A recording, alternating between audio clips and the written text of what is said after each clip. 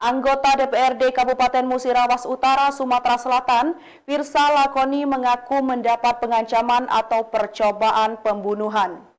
Anggota DPRD dari fraksi Partai Nasional Demokrat ini mengaku diacungkan senjata api oleh orang tidak dikenal.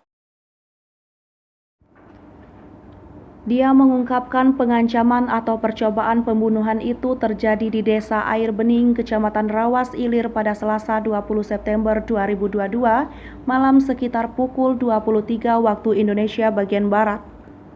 Dia menjelaskan awalnya berangkat dari rumahnya mampir ke rumah salah satu calon kades di Desa Air Bening untuk menjemput temannya.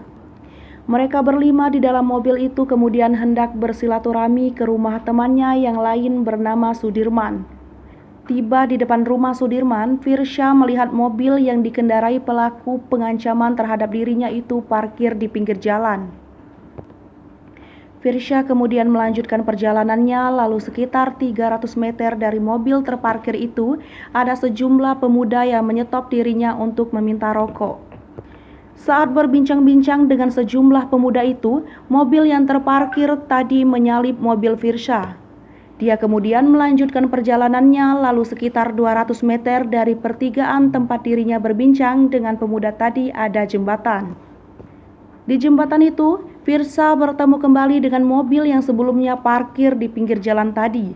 Saat berdekatan dengan mobil tersebut, Firsa membuka jendela kendaraannya untuk menyapa. Sapaannya tersebut ternyata dibalas dengan todongan senjata api ke arah dirinya oleh salah satu penumpang di dalam mobil tersebut. Beruntung senjata api yang ditodongkan ke arahnya tidak meletus walaupun diayunkan beberapa kali. Kasih Humas Polres Muratara AKP Joni Indrajaya mengatakan laporan dari anggota DPRD bersama Firsa telah diterima pihaknya.